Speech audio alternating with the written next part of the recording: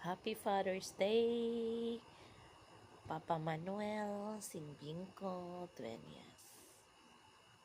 And also, Happy Father's Day to all fathers out there, Sir Iko with the Danglika. Happy Father's Day, Lolo Juan.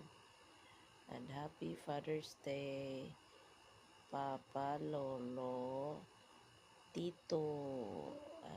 Happy Father's Day. Thank you so much, Casa Cantina, for the service and the venue.